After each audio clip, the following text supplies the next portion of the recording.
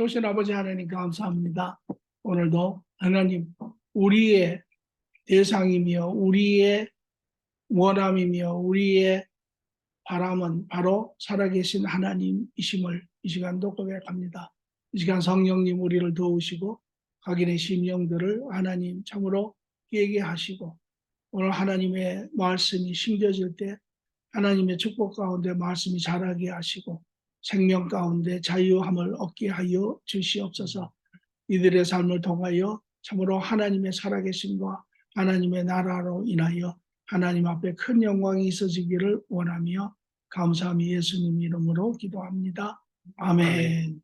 예, 지난번에 우리가 이제 구원의 지금 이제 과정을 봤습니다. 구원의 첫 번째 이스라엘 공동체, 구원의 페이즈 1이라고 우리가 이야기를 했죠. 그래서 첫 번째 단계로 이스라엘 공동체, 예, 여러분 그날 우리가 여러 사실을 이야기도 하고 이렇게 깊이도 많았었는데 이해들이 잘 되셨기를 바라고 제가 지금 그때 제가 이런 이야기를 했습니다.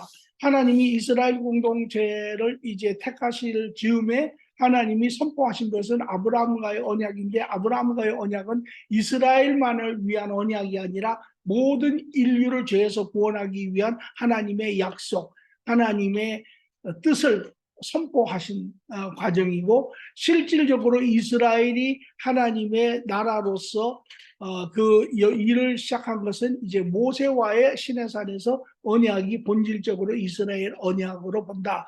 그리고 이제 하나님이 이 모세를 통해서 애굽에서 이제 한 민족 이스라엘이라고 하는 유대 민족이 이제 200만이 넘는 민족으로 자랐고 그 민족이 광야를 거쳐서 이제 가나안 땅에 들어가서 그들의 영토를 점령하게 되었을 때 이제 그것이 바로 주권이신 하나님과 하나님의 백성인 이스라엘과 하나님의 영토가 완성이 되어서 하나님 나라의 실질적인 모습을 이 땅에 드러냈다. 그전에는 아브라함에게 이야기했던 약속이고 상징적인 것이고 이루어지지 않은 상태이지만 그것이 이제 이스라엘을 통해서 모든 사람들이 가시적으로 눈으로 보는 그러한 모습을 드러냈다라는 것이죠. 그때 이제 하나님이 이 이스라엘 백성들의 두 가지 법을 주는데 하나는 율법, 모세를 통하여 십계명, 여러분이 잘 아시는 것처럼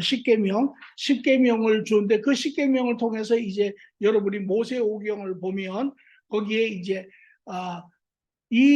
그러니까 우리 현재의 법도 보면은 헌법이 있잖아요. 헌법이 있고 그 헌법을 중심으로 해서 이제 뭐 민사법, 형사법, 무슨 여러 가지 법이 이제 이렇게 나오잖아요. 시행법 이런 것들이 그와 마찬가지로 십계명이 중심 계명 헌법이고 이제 거기서 이제 민사법이 나오고 제사법이 나오고 여러 이제 이렇게 법이 나오는 걸 여러분이 볼 수 있어요. 여러분이 보면 하나 이제 그 중에서 특이한 것은 뭐냐면 하나님이 32경우를 통해서 죽이라 그래요. 이런 사람은 죽여라. 예를 들어서 뭐 간음하는 자는 죽여라. 그 이상하잖아요. 그죠? 그러니까 여기에 이제 그거를 이야기하기 전에 우리가 지난번에 얘기했지만 율법은 뭐예요? 하나님 나라의 법이에요. 그죠? 그래서 그 목적은 선한 목적을 가지고 있다라고 이야기를 했죠. 그러나 여기에 꼭 여러분이 알아야 될 것은 이제 하나님의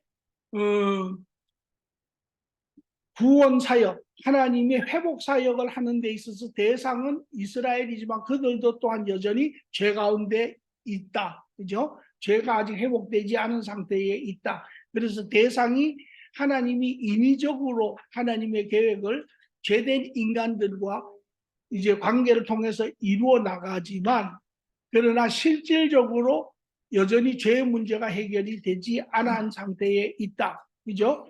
그래서 법 자체가 상대가 누구냐에 따라서 상대가 어떠한 위치에 있느냐에 따라서 법의 내용이 달라진다. 그래서 창조 나라에 죄가 들어오기 이전에 완전한 아담과 이브에게는 하나님 나라의 온전한 법이 주어졌고 또 예를 들어서 예수 그리스도가 오신 후에 이제 죄의 모든 구원함이 이루어진 성도들에게 예수님이 또한 다시 완전한 법을 주시니 뭐라고 하시냐면 너희는 내가 너희를 사랑한 것 같이 너희도 사랑하라. 그러면 내가 사랑하는 것은 무엇이야? 모든 자를 사랑하라는 것이에요. 예수님이 뭐라고요? 너희가 사랑하는 자만 사랑하면 그것이 무슨 사랑이냐? 원수도 사랑하라.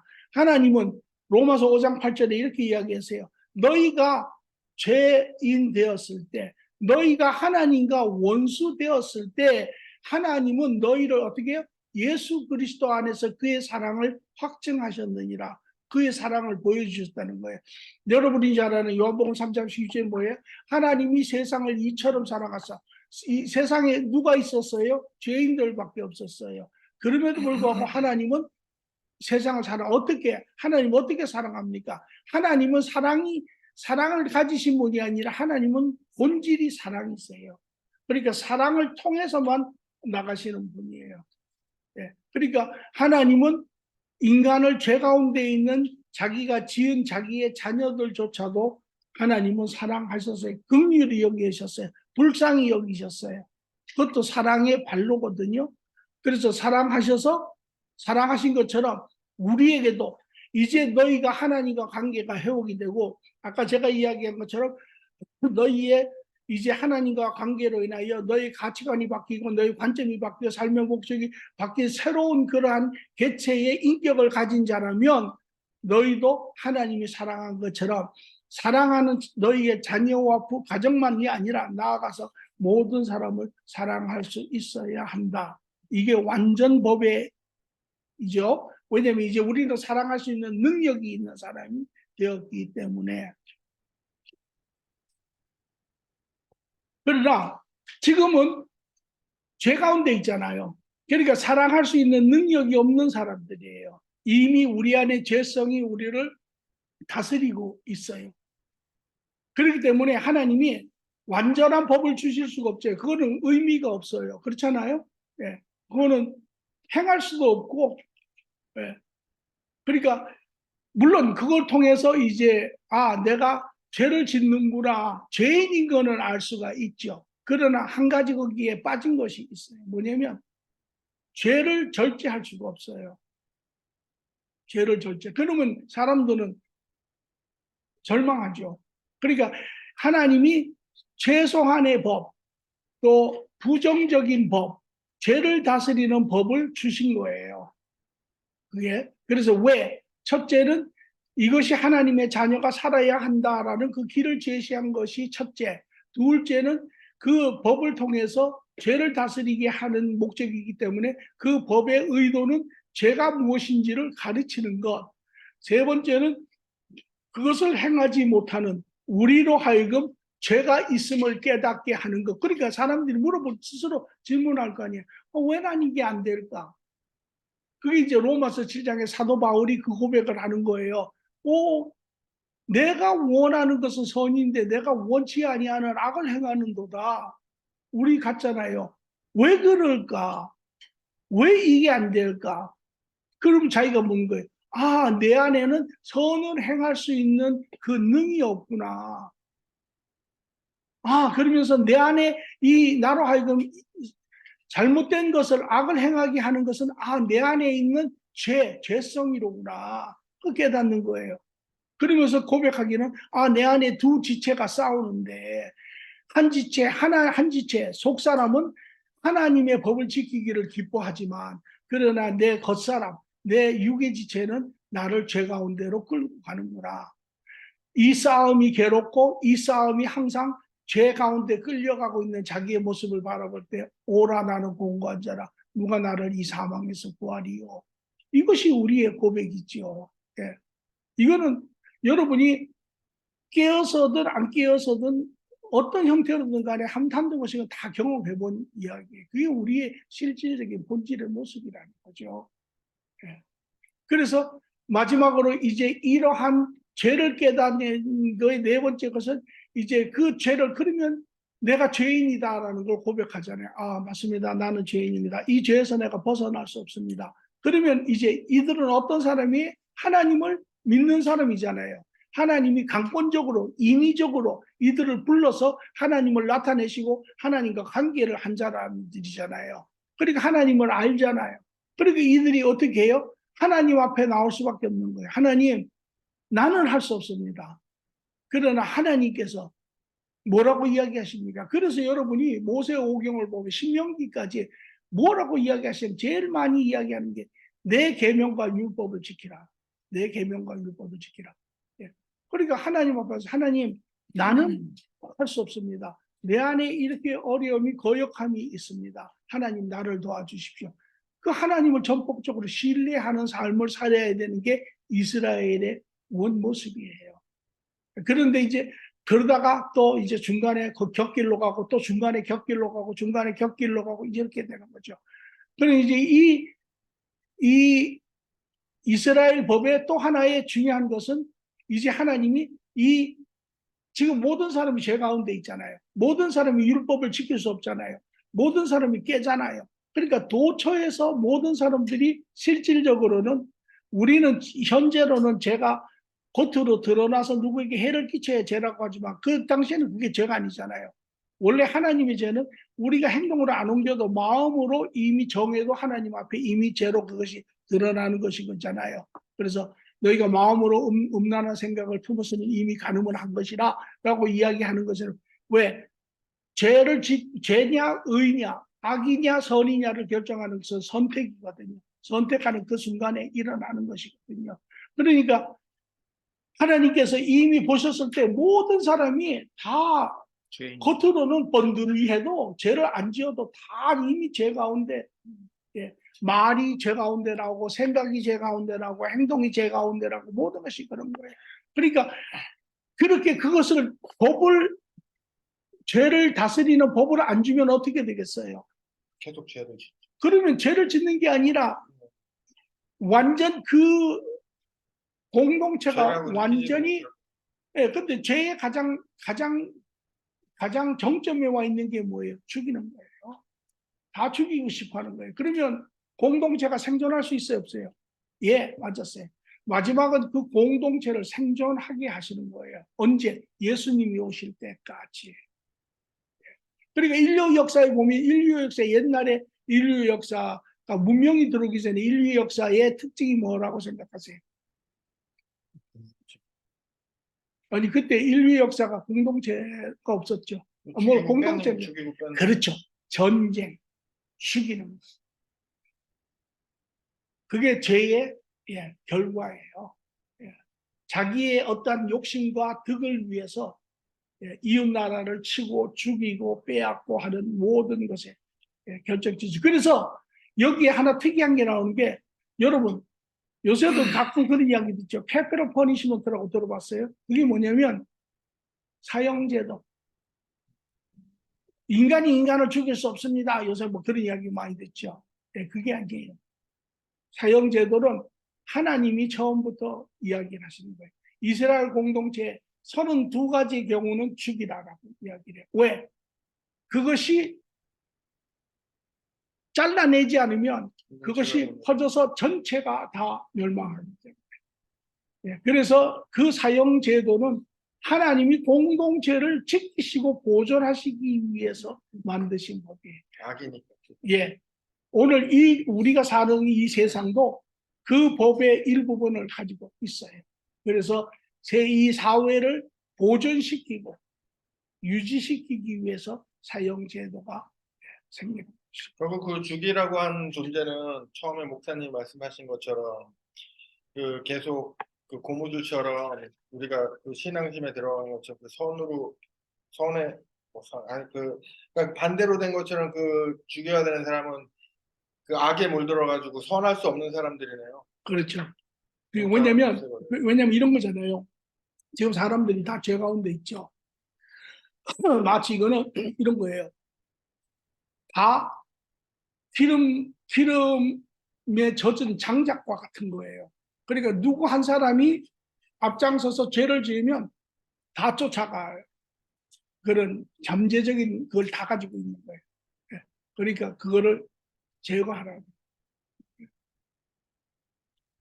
그러니까 하나님의 그러면 우리가 사형제도만 한 예입니다. 한 예. 사형제도만 놓고 하나님이 사형시키라고 했다. 그렇게 하면 불공평한 거죠. 그렇잖아요. 하나님 무슨 사랑의 하나님이신데, 하나님이 좋으신 하나님이신데, 아니 왜 하나님이 죽이라고 해요? 그 사람들도 긍휼하시고 기회를 주시고 하나님 살려주셔야지. 예. 그런데 하나님의 물론 기회를 주고, 그러니까 여기에 이스라엘은 항상 이 율법책을 이스라엘 백성들 앞에 읽는 거예요. 항상 주지시키는 거예요. 항상 너희가 이것을 하면 죽는다. 하나님이 에덴 동산에서 이야기한 것처럼 이렇게 하면 너희가 죽는다. 이렇게 하면 너희가 이렇게 한다. 동의하냐? 예, 우리가 동의합니다. 예, 아는 거예요. 그럼에도 불구하고 하나님이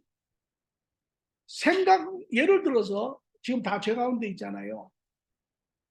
그러면 지금 음란에 대해서 예를 들어서 이야기를 할 때 다 음란의 생각을 안 합니까? 실상은 다 해요. 그런데 하나님은 그러면 그 사람들 다 죽여야 되지 않습니까? 근데 그렇게 죽이라고는 안 하세요. 어떻게? 그것을 행동으로 실천하는 사람.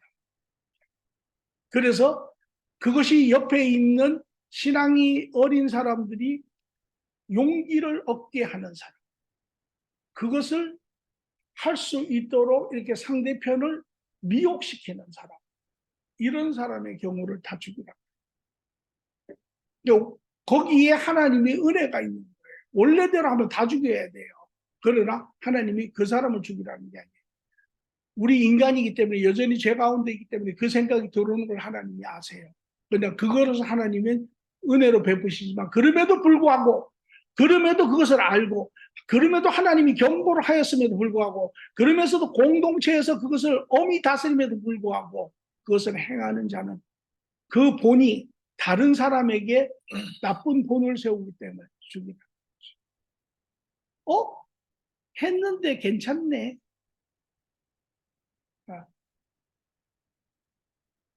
왜나 옛날에 이 사자성어에 보면 이런 거 있잖아요. 일벌백계라는 이야기가 있잖아요. 그게 뭐예요? 한 사람을 죽여서 100명에게 경고를 한다라는 거잖아요. 본을 보인다라는 거예요. 그게 그 소리예요. 어떤 의미에서 선의 개념. 그러니까 하나님은 불공평하신 분 아니에요. 그분도 말할 수 없는 고심 가운데 인간을 품으시려고 하시는 그분의 그 고뇌가 느껴질 수 있다는 거죠. 자, 그렇게 해서 우리가 법을 보았습니다. 왜 이 법은 중요하냐? 하나를 더 이야기하면 이 법은 이제 우리가 오늘 하겠지만 여러분이 이제까지 사복음서에 특히 복음서에 가면 이런 부분이 있어요. 특히 마태복음 15장에 보면 마가복음 제가 알기로는 11장인데 마가복음, 누가복음, 요한복음 다 나오는데 이런 말이 있어요.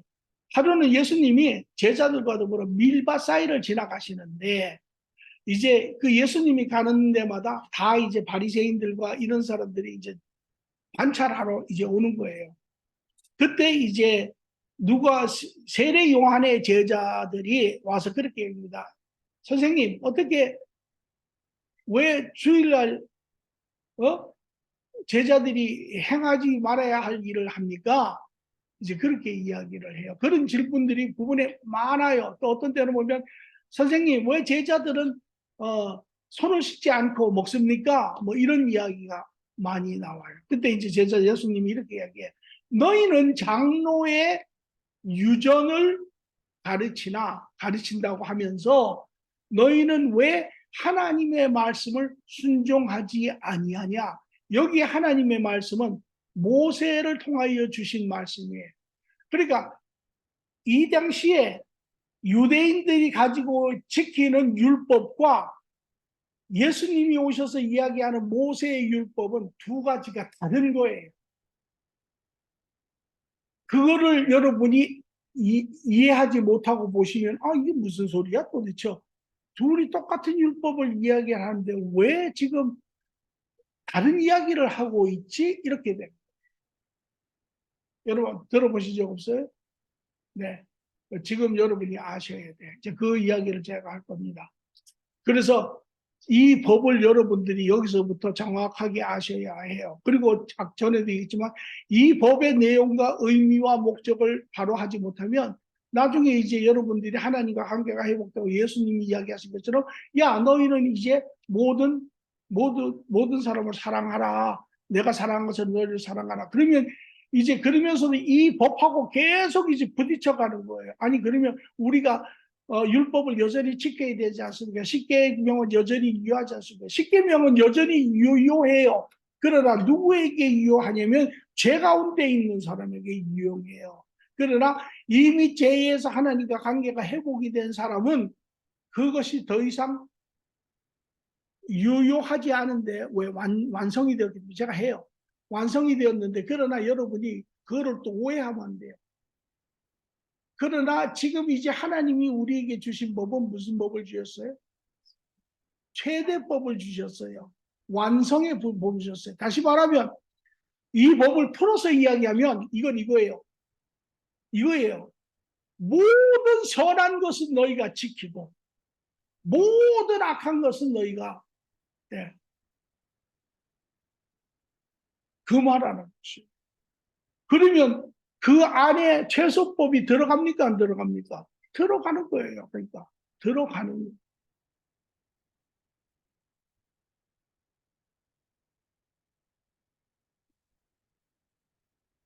그렇죠?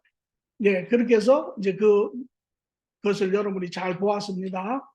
그리고 이제 제사법이 또 하나가 있는데 제가 그랬죠. 제사법은 자, 그러면 여기 여러분 이런 질문을 여러분이 바로 보시면 질문을 해요. 아, 그러면 목사님, 지금 하나님이 인위적으로 미완성 육적으로 여전히 죄 가운데 있는 이스라엘과 관계를 지금 형성을 하셨지만 그거는 미완성적인 관계 아닙니까? 왜 죄 문제가 해결이 안 된 상태이기 때문에 그런 상태에서 이스라엘 백성들은 여전히 죄를 원튼 원치 아니하든 짓지 않습니까? 하나님 앞에. 그렇죠.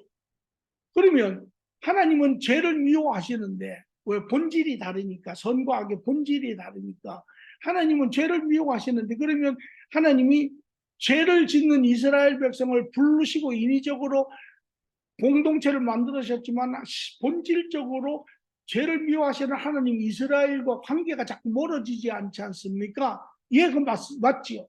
그러면 그 문제는 어떻게 합니까? 그 문제를 해결하는 방법으로 제사법을 주신 거예요. 물론 제사법의 원 의미는 이제 이스라엘은 하나님의 백성으로 하나님 앞에 지금 우리가 하나님을 찬양하고 하나님을 높여드리는 것처럼 제사장으로 하나님 앞에 제사를 드림으로 인하여 하나님을 높여드리고 만천하에 살아계신 하나님을 공포하는 그러한 의식이거든요. 그것이 첫 번째지만 두 번째는 이제 1년에 한 번씩 그 아세살이라고 하는 짐승에게 대제사장이 하나님의 이제 뜻 가운데 계획 가운데 능력 가운데 이 이스라엘의 모든 죄를 이제 그 짐승의 머리 위에다가 전가시켜 기도를 해요.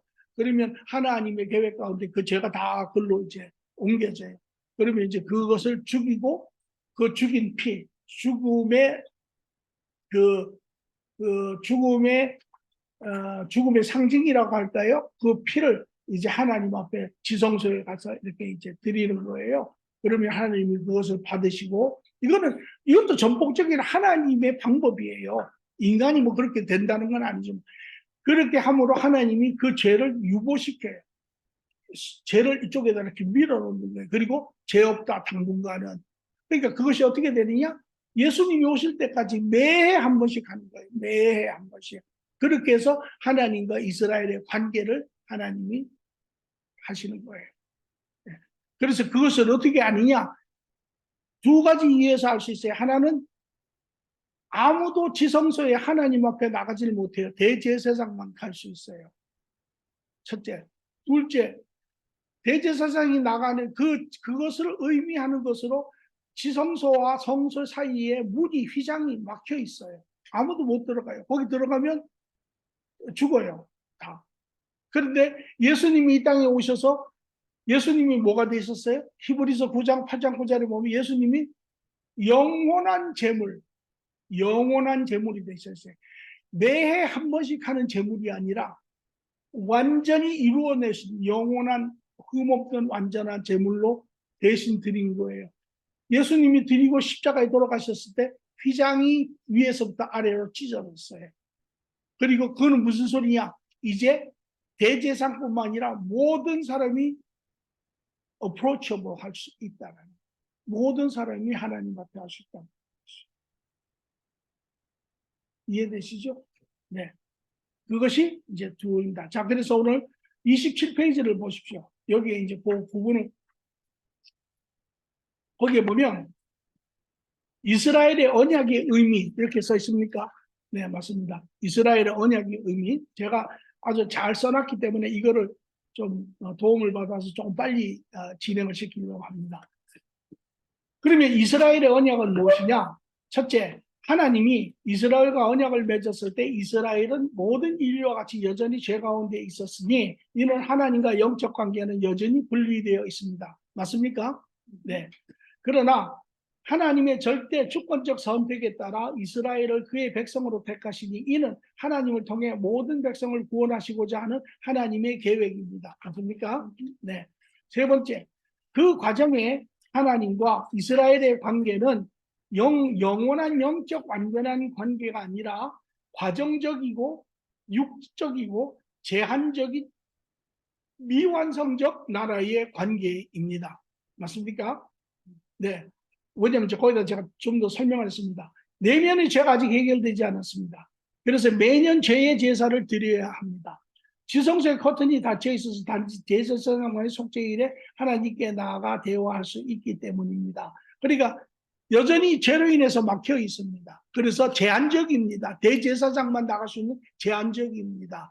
또 1년에 한 번씩 드려야 되니까 이것도 제한적입니다. 부분적입니다.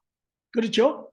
예. 그러니까 이 모든 것을 합쳤을 때 이거는 지금 미완성적인 관계에 있는 것입니다. 이것을 여러분이 이해하셔야 돼요. 그러므로 이스라엘의 언약의 증거인, 그리고 하나님이 이 당시에 언약의 증거로 할례를 주셨잖아요. 그죠? 그래서 이 할례는 어디에 있습니까? 육신에 있죠. 자, 여러분 이미 저 잠깐 보세요.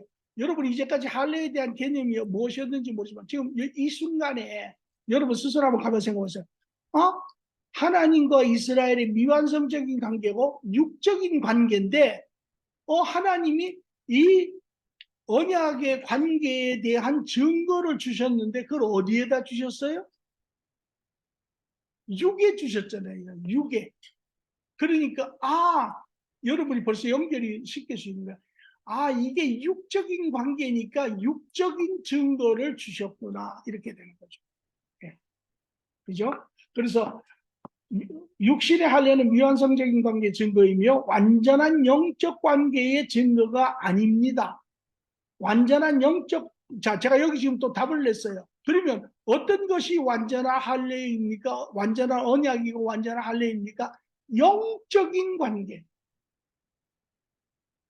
그죠? 그런데 지금 보세요. 왜 제가 영적인, 미완성적인 관계라고 하냐면 육적으로는 하나님이 불러서 관계가 이루어졌는데 내면적으로 영적으로는 관계가 회복이 안 됐어요. 그렇잖아요. 그러니까 이것을 미완성적인 관계, 다른 말로 하면 육적인 관계, 또 다른 말로 하면 제한적 부분적인 관계다 이렇게 이야기를 했잖아요. 그러니까 당연히 그 당시에 하나님이 증거를 주시면 이 육적인 관계를 드러내시기 위해서 어떤 증거를 주시겠어요? 육적인 증거를 주시잖아요. 그게 바로 할례라는 것이에요. 그러면 여기에 다시 말하면 완전한 증거는 뭐예요? 완전한 증거는, 완전한 관계는 영적인 관계라죠. 영적인, 내면이 영적인 관계가 완전히 회복되었을 때 일어나는 영적인 관계잖아요.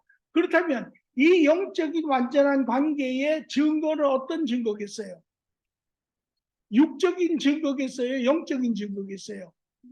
영적인 증거죠. 예. 그래서 제가 여기서 로마서 2장 28절 9절에서처럼 무릇 표면적 육적인 유대인이 아니요 표면적 육신의 할례가 육적인 육신의 할례가 아니라 오직 이면적 내면적 영적인 유대인이니 할례는 마음에 할지니 영에 있고 영의 증거를 나타내는 거예요. 율법 조문에 있지 아니한지라. 다시 말하면 그것은 나중에 예수님을 통하여 성령 하나님의 영이 여러분의 안에 들어오시면 여러분의 마음이 어떻게 됩니까? 여러분의 마음이 어떻게 돼요? 여러분의 마음이 제가 그랬잖아요. 마인드세트가 어떻게 됩니까? 달라졌는 터져나가지요. 예. 잘라지잖아요. 여러분의 옛날 마인드세트가 잘라지잖아요. 그것이 실질적으로 그래서 어떻게 된다고요? 새 피조물이 되잖아요. 새 마음이 되잖아요. 그것이 바로 증거라는 것이에요. 새 마음이 증거라는 것이에요. 새 마음이. 이해가 되십니까? 네. 예, 새 마음. 영적 증거가 뭡니까? 영적이 성령이 들어오심으로 인하여 내 옛 마음이 다 터져나가고 하나님이 주인이 되시는 하나님의 관점과 하나님의 그러한 가치관과 하나님의 목적과 이것이 새롭게 지어지는 새 마음, 이것이 바로 증거라는 것입니다. 그래서 여러분 절 보세요. 이것은 여러분이 신앙생활을 먼저 하신 분도 있고 덜 하신 분도 있고 여러분이 이미 하나님 안에 새 마음을 가지신 분도 있고 안 가지신 분도 있고 괜찮아요. 우리는 지금 과정이 있으니까 우리는 그것을 지금 완성하기 위해서 가는 거니까. 그러나 여러분 가운데 내가 하나님과의 관계가 회복이 되었는가? 내가 하나님 나라에 속하였는가? 내가 이것을 아는 방법이 무엇이냐고요? 내 마음이 새 마음인가 아닌가 하는 것입니다. 예. 뉴욕에 있는 추기경이 천주교의 추기경이 인터뷰를 했는데 인터뷰하는 사람 마지막 질문이 이거였어요. 그럼 추기경께서는 죽으시면 오늘이라도 천국에 가실 것을 확신하십니까? 추기경 왈 이야기가 그거를 제가 어떻게 합니까? 죽어봐야 알죠. 맞아요? 예. 아니지. 그 사람 제가 조금 전에 뭐라 그랬어요? 제가 조금 아니 제가 그랬어요. 예, 새 마음이 만약에 지금 우리 강호 형제가 새 마음을 가지고 있어요. 그러면 강호 형제는 내가 하나님과 관계가 회복된지 알아요? 몰라요. 아, 그럼 그거는 벌써 이미 가 있다라는 거죠. 그죠? 아니야, 이해가 됐죠? 예, 그게 중요합니다. 기다려봤는데 다들 빨리 갔다 와요. 자, 그래서 여러분 다 이해되셨죠? 네. 그래서 다섯 번째, 이스라엘은 예수님 안에서 회복될 온전한 영적 하나님 나라의 첫 번째 단계인 육적 미완성 나라로서 여전히 제 가운데 사는 믿는 자의 삶을 보여주고 있습니다. 다시 말하면 오늘 이와 같은 사람이 누가 될까요? 여러분 주위에 이런 사람이 있습니까? 있어요. 누군지 아세요? 교회 교인들. 하나님을 향해서 가고 있지만 아직 하나님과 관계가 회복되지 않은 사람들의 삶의 모습. 네. 그러니까 삶이 힘들죠. 네. 어려운 이유가 그래서. 자, 마지막 여섯 번째. 육적 미완성 하나님의 나라를 완성하기 위해 자 여기 보세요. 육적 미완성 하나님의 나라를 완성하기 위해 예수님이 오심이 예정되어 있습니다. 예. 지금 예수님이 오셨지요. 2000년 전에 오셨지요. 예수님이 십자가에서 완성하셨죠. 그러면 지금 구원의 길이 열려 있습니까? 안 열려 있습니까? 열려 있는 거예요. 그래서 고린도전서 6장에는 이런 이야기예요. 보라. 뭐 보라. 지금이 구원받을 때라는 것이에요. 지금이 구원받을 때. 왜? 문이 열려 있어요. 모든 사람에게 열려 있어요. 누구든지. 그 예수님이 재밌는 이야기 하잖아요. 마지막 이스라엘처럼. 정해진 왕이 청한 사람들이 있잖아요. 그래서 이제 왕이 마침내 잔치를 베풀어서 청한 사람들을 다 오라고 해요. 근데 그 사람들은 안 와요. 아, 내가 비즈니스가 있어 바쁘고 내가 지금 파티 일하러 가야 되고 내가 뭐 누가 장가 가서 그 사람들은 안 와요. 잔치는 이미 다 준비가 돼 있는데. 그러니까 왕이 뭐라고 이야기해요? 그들은 합당하지 않다. 그러면 너는 사거리에 나가서 모든 사람을 데리고 와. 이 무슨 소리입니까? 인위적으로 하나님이 택한 이스라엘 백성들이 하나님을 거역해요. 하나님을 대적해요. 예수 그리스도를 선지자를 보내면 죽여요. 마지막에는 아들 예수 그리스도도 죽여버려요. 거역해요. 불러도 안 와요. 그러니까 하나님이 어떻게 이야기해요? 모든 사람을 데려오라. 그것이 누구예요? 이스라엘이 아닌 모든 이방, 모든 자. 거기에 여러분과 제가 있는 거예요. 우리가 그래서 하나님 앞에 지금이 보라, 지금이 구원을 받은 때라. 여러분이 제가 여러분 부탁은 지금부터 계속 사모하세요. 하나님, 저도 이제 이 비밀 현실의 사실을 알았는데 저도 하나님을 만나고 하나님 안에서 온전히 바른 삶을 살기를 원합니다. 여러분 기도하세요. 기도 제목이 되셔야 됩니다. 그렇게 하세요. 네. 자, 이것이 첫 번째 단계에서 일어난 일이에요. 여러분께서 이스라엘을 쭉 읽으셨지만 이제 그 내면의 하나님의 의도를 나타난 역사적인 사실을 통해서 나타난 이 지금 뒤에 있는 거예요. 제가 지금 하는 건 뭐냐면 여러분이 말씀을 읽어야 되는 건 뭐냐면 지금 우리가 예를 들어서 연극을 보러 갔어요. 연극에 지금 배우들이 스테이지에 나와서 지금 연기를 해요. 그죠? 그런데 제가 하는 거는 그 연기는 뭐냐면 여러분 성경에 있는 역사적인 사건들이에요. 그거를 읽으셔야 돼요. 그러나 제가 지금 그 사건을 통해서 여러분에게 뭘 보여드리냐면 뒤에 커튼이 있어요. 커튼을 제가 쫙 여는 거예요. 그래서 뒤에 거기에 연출자와 거기에 모든 그 무대 스테이지 감독과 조감독과 연출자와 준비와 실질적인 목적과 이거를 제가 한꺼번에 다 보여주고 있는 거예요. 그래서 여러분이 앞에서만 보는 것이 아니라 이것이 이런 의도에서 이렇게 준비가 되어서 이렇게 지금 표현되고 있구나. 이 모든 것을 한꺼번에 같이 보라. 자, 그러면 이때 이스라엘 공동체는 그러면 이 사건을 통해서 어떤 지금 관계가 나타나고 있습니까? 첫째, 하나님과의 관계를 먼저 보겠습니다. 이스라엘은 선택은 받았으나 거룩하신 하나님과 여전히 죄 가운데 있는 육적 관계, 미완성적 관계입니다. 맞습니까? 네. 육적인 관계에 있기 때문에 이 관계는 또한 하나님의 속죄일에 한해서 대제사장과 대화하는 조건적, 제한적 관계입니다.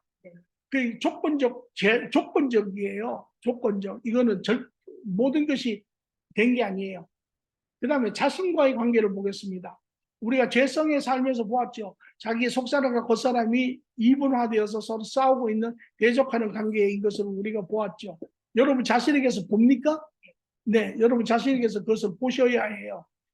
그리고 여러분 자신에서 나가서 또 뭘 봅니까? 내 겉사람이 속사람보다 더 강하지요.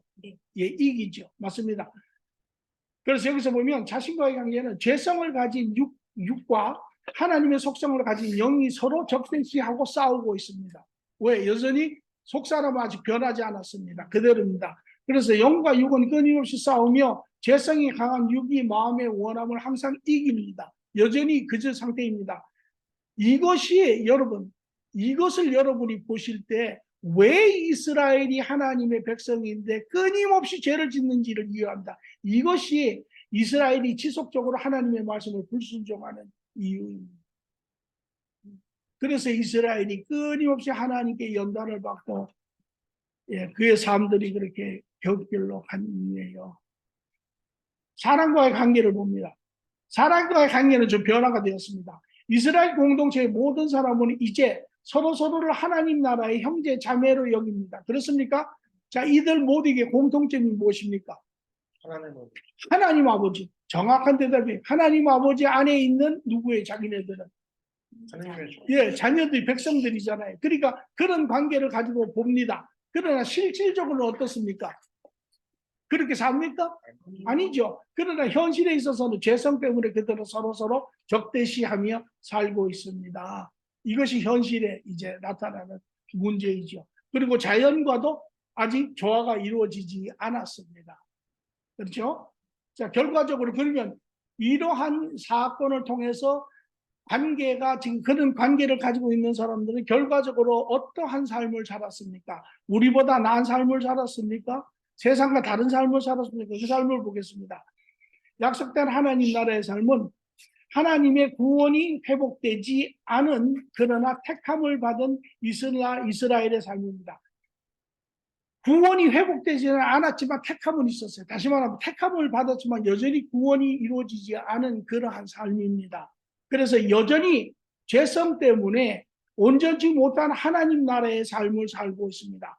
말로는 하나님 나라의 삶을 산다. 하나님을 찾고 하나님과 동행한다고 하면서 여전히 세상 가운데 죄를 지으며 살고 있었습니다. 그것이 이스라엘의 세상이 이스라엘에 정죄하는 그런 모습이고, 여러분 보세요. 그것이 오늘날 어디를 정죄하는 모습입니까? 지금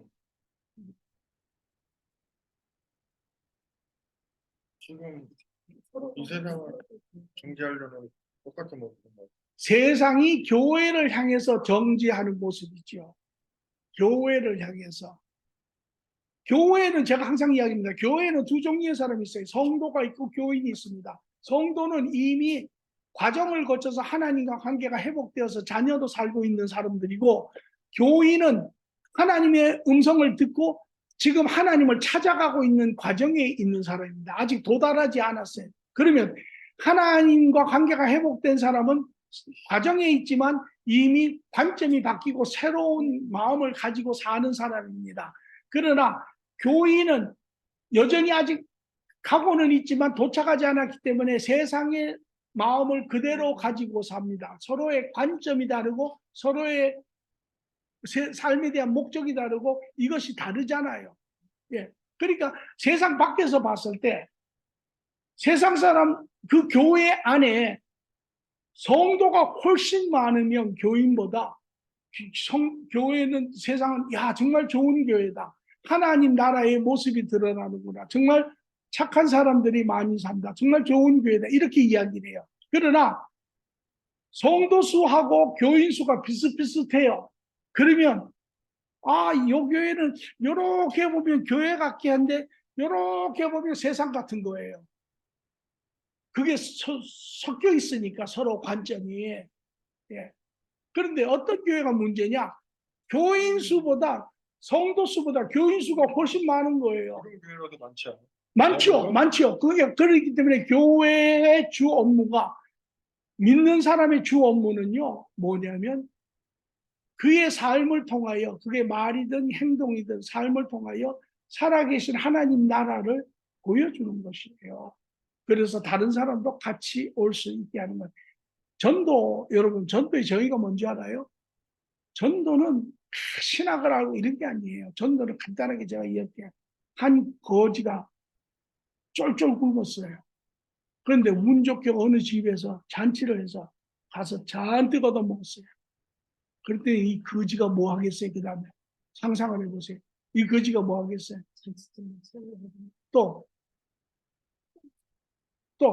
그러니까 이제 거지 생활을 그만두겠다고. 또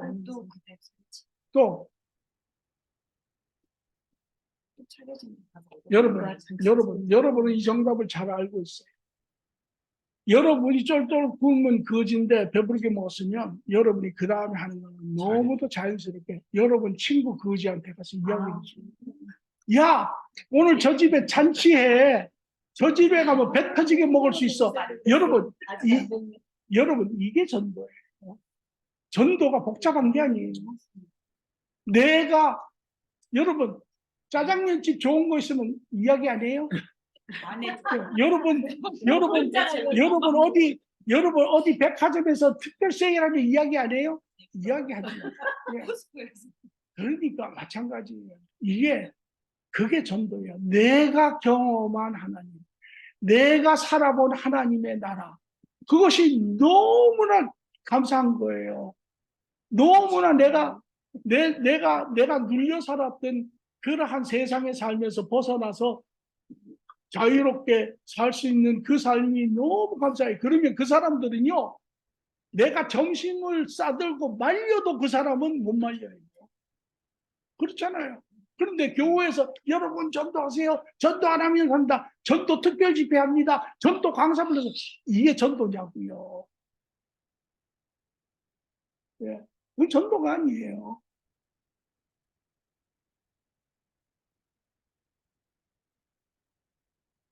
그래서 교회에서 가장 해야 될 것은 무엇이냐? 바로 아까도 얘기했지만 하나님 앞으로 인도하는 것이에요.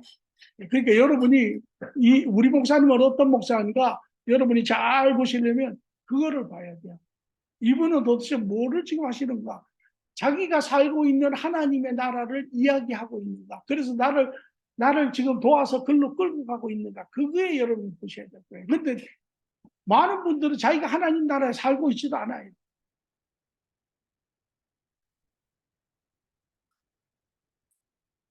여러분은 다 이해가 되시죠? 네. 정말 어려운 거예요. 참 네? 어려운 거라고 해요. 전도하는 자체가 굉장히 어려운 거예요. 아니, 짜장면이랑 비교가 안 되는 거예요. 아니, 배고픈 거지가, 자, 전부 볼게요. 배고픈 거지가 잔뜩 먹고 자기 친구 쫄쫄 굶는 거지한테 이야기하는 게 어려워요? 안 어려워요? 그러니까 그런 거는 그렇게 얘기하는 아니, 그 문제 이야기해봐요. 어려워요? 안 어려워요? 쉽죠. 네? 쉽죠. 쉽죠. 그게 전도예요. 그게 전도예요. 그러니까 우리는 왜 전도가 어렵다고 그러냐면 자기가 그 사람을 설득을 시켜가지고 그 사람의 마음을 얻어서 교회까지 끌고 가야 전도라고 생각해요. 그거 전도 아니에요. 전도는 야, 내가 살아보니 이렇더라. 하나님은 살아계시더라. 정말 내가 그분으로 인해서 사람은요, 그 사람 얼굴만 봐도 알아요. 이 사람들은요, 이 세상 사는 사람들은 다 갇혀 살기 때문에 그 마음 안에는 누가 나를 좀 도와줄 사람이 없을까? 이걸 다 가지고 있어요. 예. 그렇기 때문에 그 말만 해도요, 자기가 가요. 예. 근데 우리는 배우기를 그렇게 배운 거예요. 왜? 사람을 해서 신학적으로 잘 가르쳐서 마음을 얻어가지고 그 사람을 내일 주일 아침에 교회까지 끌고 가서 이게 전도라고 생각해요. 근데 왜 실질적으로 그렇게 해보잖아요? 사람이 안 가요. 마음을 못 얻어요. 그건 전도가 아니에요. 예를 들어서 전도와 진짜 전도와 가짜 전도의 차이는 뭐냐? 진짜 전도는요. 내가 내 삶을 이야기하잖아요. 그 사람이 안 와요. 안 와도 아무 상관없어요. 왜? 그건 자기의 선택이기 때문에. 그 사람은 그 사람의 또 때가 있을 수 있는 거예요. 근데 안 왔다고 그 다음 세대로 그 사람 미워해요. 모르겠는 기회를 잘 안 나와요. 네, 이제 아직 때가 안 된 거야. 자, 빨리 합시다. 그래서 여기 어떤 삶을 살았는가? 하나님의 구원이 회복되지 않은 그러나 택함을 받은 이스라엘의 삶이죠. 예, 여기 중요한 게 나옵니다. 여전히 죄성 때문에 온전치 못한 하나님 나라의 삶을 살고 외형적으로 틀로는 하나님의 나라를 산다. 하나님을 부르고 형제 자매하지만 그러나 죄성 때문에 온전한 삶을 못 살았어요. 이것의 의미는 이스라엘이 하나님에게 진실하고 하나님의 말씀에 순종할 때 하나님의 돌보심과 축복이 있었어요. 하나님이 함께 하시고 축복하시고 형통함을 주시고. 그래서 여러분이 읽어보세요. 사무엘 상하, 열왕기 상하, 역대상 상하, 그 다음에 모든 소선지자, 대선지자 쭉 읽어보세요. 상징적인 것이 하나님을 경외하는 왕이 났을 때는 그 이스라엘이 흥했어요. 하나님이 도왔어요. 그러나 하나님을 경시하고 하나님을 두려워하지 않는 악한 왕이 났을 때는 그 다음부터는 그냥 완전히 그냥 전쟁이 일어나고 그냥 강대국이 점령하고 그냥 모든 거 다 뺏기고 막 그러다가 또 이제 선지자의 기도 가운데 하나님이 용서하시고 이렇게 되는 걸 해요. 그래서 여기 보세요. 제가 이렇게 썼어요. 하나님의 말씀을 순종할 때 하나님의 돌보심과 축복을 받고 하나님의 말씀에 불순종할 때는 하나님의 연단을 겪게 되느니라. 이 연단이 뭐예요? 자 보세요. 이 하나님 저 잠깐 보세요. 이스라엘 백성이 하나님의 길을 냈어요. 야 너희는 이 길로 가라. 이 길로 가라. 마치 물고기에게 준 길은 뭐예요? 물 아니에요. 물. 고기들아 너희가 물 밖에 나가면 죽는다. 물 안에서 자유롭게 행복하게 살아라. 그런데 고기가 물속으로 물 밖으로 튀어나오면 어떻게 돼요? 죽죠. 마찬가지로 하나님 백성들에게 하나님이 이 길을 넣었어요. 너희는 이 안에서 살아라. 이 안에서 살면 하나님이 복된 길로 너희를 하시죠. 근데 이게 뭘 자꾸 튀겨나가는 거예요. 자꾸 튀겨나가는 거예요. 그러면 하나님이 어떻게 하셔야 되겠어요? 그렇죠. 연단은 다시 쳐서 집어넣는 거예요. 하나님은 그러니까 이게 뭐라고 이야기했냐면 책망하시죠. 책망하시고 바로 잡는 거예요. 연단을 통해서. 왜 인간은 강박하기 때문에 인간은 연단이 자기 공댕이가 뜨거워져야 그때 자기를 뒤돌아보게 되어 있어요. 고난 힘들 때. 예, 고난을 맞았어요. 그게 바로 그래서 고난의 은총이라고 이야기하는 거예요. 고난은 그 자체 고난의 의미가 아니에요. 그건 의미가 없어요. 그 고난을 통한 하나님의 뜻이 무엇인가를 보는 거예요. 그것이 중요한 거예요. 처음에 생각해보면, 예, 불공평할 수 있어요. 옛날에 할렐루야 아줌마라고 하는 이인순 사모가 쓴 책이 있어요.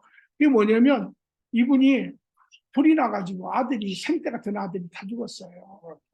굉장히 불공평하게 느껴요. 아니 그러니까 하나님 앞에 사문대 하나님 앞에 부르짖고 하나님 앞에 막 대들고 하나님 앞에 막 이랬어요. 그런데 하나님이 근데 그 아들이 뭐 짜자 뭐 아팠나 뭐 그랬어요. 하나님이 딸아 내가 네 마음을 안다. 그리고 너희 아들은 잘 이곳에서 안식하고 있다. 그러면서 그 마음을 통해서 뭐를 그 사모에게 줬냐면 병 고치는 시기의 은사를 줬어요. 그래가지고 그 아픈 마음을 가진 다른 사람들을 위로하고 고치라고. 그래서 그 이순 사모가 죽으면 죽으리라니까. 예, 자전. 진짜로 고쳐요? 그렇죠. 자, 또 이제 넘어가겠습니다. 그래서 마지막으로 이것이 이스라엘 역사는 불순종, 연단, 배개, 용서의 연속인 이유가 여기에 있습니다. 이해되셨습니까? 네. 예, 이러한 공동체는 미완성적인 관계고 미완성적인 관계이기 때문에 관계 자체도 회복이 되지 않은 상태고 예, 외적으로만 완쳐지면서 그리고 실질적으로 삶도 완전하지 못했다. 예, 이것이 이제 여러분들이 언제까지냐면 이것이 이제 창세기에서부터 시작해서 쭉 올라가 가지고 이게 이제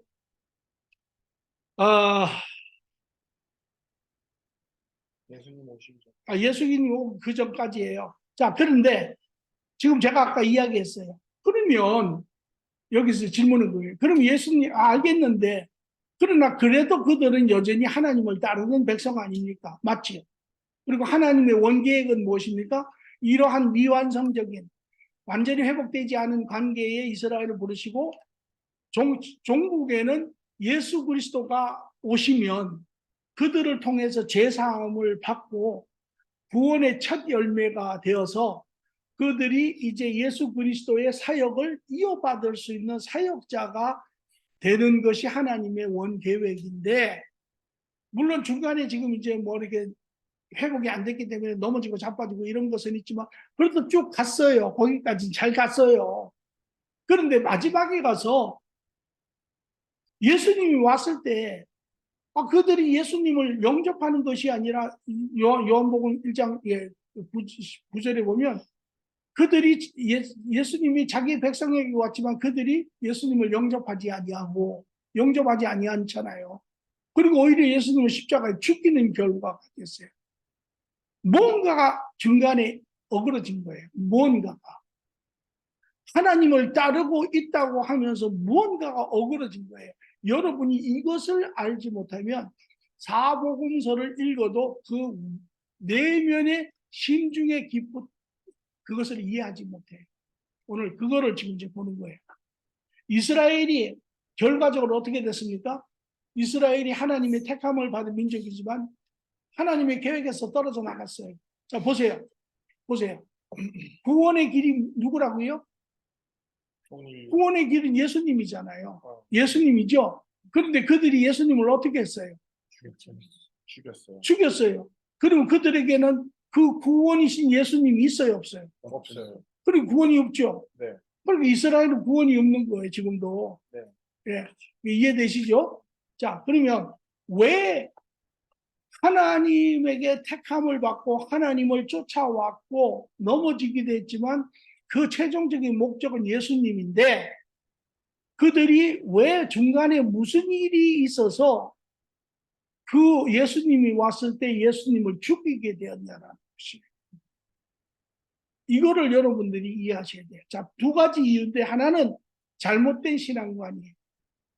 둘째는 그들이 만든 이 율법주의 여기 리걸리즘은 그들이 모세의 율법이 아니에요.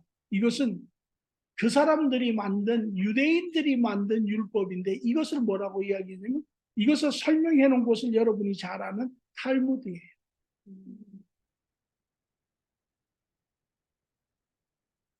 자, 보겠습니다. 잘못된 신앙.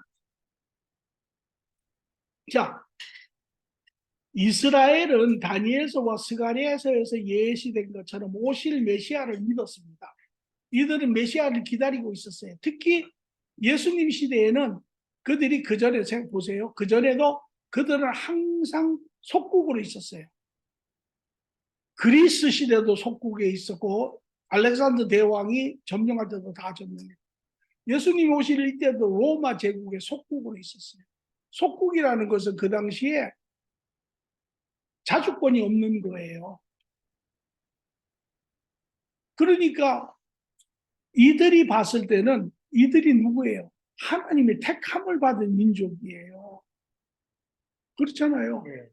그런 민족이 주위의 모든 나라한테 지금 정복을 당해가지고 지금 겨우 목숨만 지금 딸깍딸깍 지금 연명하는 그런 위치가 된 거예요. 그러니까 이들은 이제 하나님께서 이미 구약의 이사야서라든지 다니엘서라든지 스가랴 이런 데서 이미 오실 예수 메시아를 이미 이야기하고 이들은 그들을 메시아를 믿었어요. 그래서 특히 이제 로마 제국 때 이 사복음 마태복음, 누가복음, 마가복음, 누가복음, 요한복음에 예수님 시대에 이제 그러한 그들의 우리가 마치 옛날에 한국이 일본에게 정복을 당했을 때 그 19년에 이제 독립을 위해 만세운동을 이렇게 그와 비슷하게 이들에게도 그러한 소위 말하는 메시아니즘이라고 이야기해서 이 메시아가 오실 그러한 그 필요와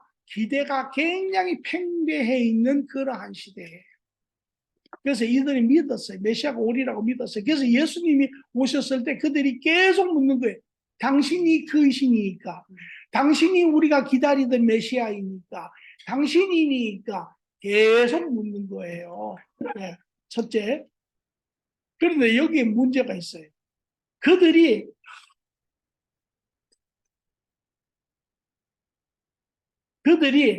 고난의 메시아가 근데 여기 문제는 뭐냐면 그들이 기다리던 메시아는 고난의 메시아가 아니라 승리의 메시아를 기다리고 있었어요. 왜냐하면 그들은 메시아가 두 번 오시는 것을 모르고 한 번 오는 것을 믿었어요. 그 이유가 있어요. 왜 성경에는 두 번 온다고 이야기하는데 왜 그들은 한 번 온다고 하느냐? 그 결과가 뭐냐면 예수님이 제자들에게 죽으시기 전에 예루살렘에 가시면서 5번을 이야기하시는 것이 있어요. 그게 뭐냐면 내가 이제 예루살렘에 올라가 장로들과 이제 율법사들 제사장들에게 고난을 받고 내가 죽음을 당하고 3일 후에 다시 살아나리라. 5번을 이야기를 하는데 이 제자들이 이게 무슨 소린지를 몰라요. 왜? 그들은 예수님이 고난의 메시아로 오는 것을 몰라요. 승리의 메시아로. 그러니까 그들이 제자들이 그럴 때 제자들 여러분이 이런 부분 있죠. 제자들이 계속 이렇게 물어요. 첫 번째 자, 주님, 하나 주님의 나라가 임하시면 어떤 자가 가장 큰 자입니까? 이렇게 물어요. 그리고 또 세베대의 엄마는 요한과 그 제임스, 얘 엄마가 와서 그래. 주님, 당신의 나라가 임하시면 내 아들을 하나는 우편에, 하나는 왼쪽에 앉혀주십시오. 정의정, 좌의정에 앉혀주십시오. 이 소리예요. 그랬더니 나머지 10 제자가 나중에 그 이야기를 알고 분을 냈다. 자기들이 더 높은 자리에 올라가야 돼. 그러니까 전혀 이해를 못하는 거예요. 그러니까 그들이 기다리고 있는 메시아는 이제 여기 나옵니다. 예, 바로 여기 자 보세요. 그들이 기다리는 메시아는 여기 보면 저기 기다리는 메시아는 그들이 기다리는 메시아는 로마 제국을 멸하고 모든 악인을 제거한 후에 이스라엘을 이 땅에서 모든 민족 가운데 가장 뛰어난 민족으로 세울 승리의 메시아를 기다리고 있었습니다. 이게 그들이 가지고 있는 메시아니즘, 메시아에 대한 관점이에요. 왜? 이상하잖아요. 구약의 두 메시아에 이사야에 보면은 그가 이제 예수님이 그는 마치 도살장에 끌려가는 양과 같으며 그는 그 이제 고난에 당하는 메시아에 대해서 쭉 설명을 하고 있어요.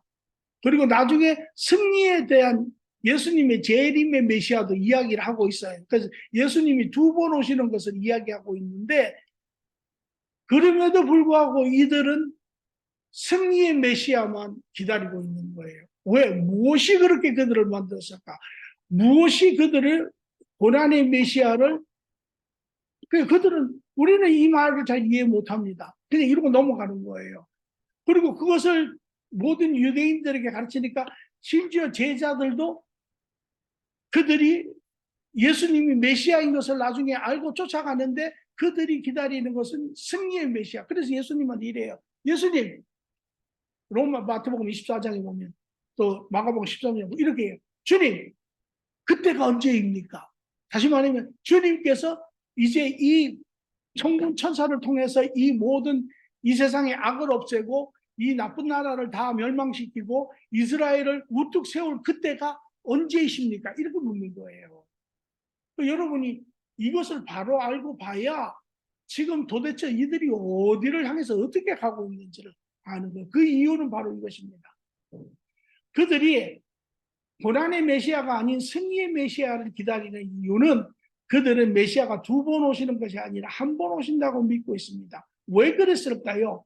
그것은 그들의 언약과 언약의 증거인 할례를 완성된 언약과 할례로 잘못 이해하고 그들이 이미 구원된 백성이라고 믿었고 또한 하나님의 나라를 기업으로 받았다고 믿습니다. 예, 자 뒤에도 그 끝에까지 맞아 있죠. 그러므로 그들이 기다리는 메시아는 죄로 인한 고난의 메시아가 아니라 이스라엘의 영광을 회복할 승리의 메시아라고 믿었습니다. 이러한 잘못된 신앙과는 70년 포로 생활 때 정립이 됩니다. 그들이 지속적으로 불순종의 죄로 인하여 타국의 노예가 되었을 때 그들의 성전이 파괴되고 그들의 신앙이 도말되었을 때 그들은 하나님의 선택에서 버림을 받을까 두려워하며 유대인들이 자기 보호적 관점에서 하나님의 계획을 재해석하여 잘못된 신앙관을 정립하였습니다. 이 소리입니다. 절 보세요. 이스라엘이 제가 아까 그랬죠. 이스라엘의 역사는 하나님을 쫓아가다가 또 넘어져서 또 연단을 받고 또 용서를 받고 하나님의 은혜 이 관계가 하나님이 그 미완성적이지만 그 틀 안에서 이스라엘을 계속 머무르게 했어요. 비록 연단을 통해서라도. 그런데 많은 그렇게 해서 많이 넘어지지만은 마지막으로 최종적으로 넘어진 게 언제냐면 바빌로니아라고 하는 이스라엘이 이제 2개로 나눠져요. 북이스라엘과 남이스라엘로 나눠지는데 560년경에 500년 초에 BC 500년 초에 아시리아라고 하는 나라를 통해서 북이스라엘이 멸망을 해요. 멸망을 합니다. 나라가 없어져 버리는 거예요. 나머지 남이스라엘 유다라고 하는 하나님을 그래도 따르던 그 민족이 580몇 년도에 바벨로니아라고 하는 나라를 통해서 나라가 없어져 망가져 버려요. 완전히. 이때 바빌로니아가 이스라엘을 망가뜨리는데 어떻게 망가뜨리냐면 성전도 예루살렘도 나라도 싹 망가뜨립니다. 이 당시의 식민지 정책은 소위 말하는 디아스포라라고 하는데 그게 뭐냐면 그 나라를 정복해가지고 그 나라에 쓸만한 사람들은 싹 다 데리고 자기 나라로. 그게 뭐 아주 뛰어난 석학뿐만 아니라 농사꾼, 뭐 기술자, 뭐 여자, 아이, 싸그리. 그 당시에 문헌을 보면 400만 명을 데리고 갔습니다. 그러면 그 나라가 다 빌 거 아니에요. 두 번째 식민지 정책은 뭐냐면 이방 사람을 데리고 거기를 다른 정복된 나라의 민족을 데리고 그 안에 들어가서 그 사람들과 통혼을 시킵니다. 그래서 그 사람들의 언어, 그 사람들의 문화, 그 사람들의 신앙을 완전 말살시킵니다. 그러면 그 사람들이 왜 그렇게 하느냐? 그 사람들이 반항할 의지가 전혀 없었어요. 자기들의 정체성을 완전히 잃어버려요. 그 사람들은 더 이상 유대인들이 아니에요. 여러분 그 성경을 읽어보면 사마리아라고 하는 도시가 나오는데 그 유대인들은 사마리아인들을 아주 천시해요. 왜 그러냐면 바로 북이스라엘과 남이스라엘이 있었는데 북이스라엘의 수도가 사마리아고 남이스라엘의 수도가 예루살렘이에요. BC 500년 초기에 아시리아에게서 망했을 때 아시리아도 똑같은 방법을 써서 이 이방인들 다른 민족을 그곳에 데려와서 거기에 일부 남은 유대인들하고 같이 통혼을 시켜서 언어도 그렇고 문화도 그렇고 모든 것을 완전 아이덴티티를 말살을 시켜버린 것이 사마리아예요. 그렇기 때문에 남이스라엘 유다에서 봤을 때는 그 사마리아는 더 이상 유대 나라가 아니라는 것이에요. 그래서 천시하는 것입니다. 이제 이 유다가 바벨론이라고 하는 나라, 그 당시에 최고의 나라, 지금 나중에 그 이제 뭐 페르시아 뭐 이렇게 되죠. 완전히 성전이고 뭐고 싸그리 다 없어집니다. 나라라고 하는 이름이 없어져. 이때 자 보세요. 이스라엘이 가장 중시 여기는 게 뭡니까? 하나님과의 관계죠. 신앙이 하나님과의 관계예요. 그런데 하나님이 어쨌든 허락을 하셔서 이 바빌론을 통해서 그냥 뭐 쳐들어와 가지고 우리가 졌습니다. 항복합니다. 그리고 뭐 조공을 주고 그런 게 아니라 이때는 완전히 나라가 싹 없어져 버리는 거예요. 이때는. 그러니까 더 이상 성전, 그들이 가서 하나님을 만나는 장소도 없어지고 나라도 없어지고 그루터기 하나 돌 하나 남지 않고 다 무너져요. 이때 이들이 400만 명이 바벨로니아에 끌려와가지고 이제 봅니다. 그래서 여러분 다니엘서를 읽으면 다니엘이 창문을 열고 어디를 향해서? 예루살렘을 향해서 하루에 3번씩 기도를 하는 거예요. 이제 그때 이들이 야 이거는 옛날과 다르다. 이거는 이러다가 우리가 완전히 하나님으로부터 버림을 받겠다라고 이들이 이제 엄청나게 두려움이 그들에게 온 거예요. 이제 더 이상 갈 나라도 없고 더 이상 갈 성전도 없고 성전에 계시는 하나님이 그와 함께 계시지도 아니하고 자기들이 보니까 하나님이 자기를 버린 것 같거든요. 예, 그러니까 그러면 우리가 말씀으로 이게 다시 돌아가 보자. 하나님이 우리를 버리실 수 있는가? 이제 그거를 이들이 정립을 하기 시작하는 거예요. 그런데 누가 언약을 맺었어요? 하나님이 언약을 맺었잖아요. 자기들이 맺은 게 아니에요. 자기들이 뭘 잘해서 맺은 게 아니라 하나님이 일방적으로 택하시고 언약을 맺었잖아요. 그러면 하나님은 자기의 언약을 깨뜨리세요? 아니요. 거짓말 하시지 못하는 분이잖아요.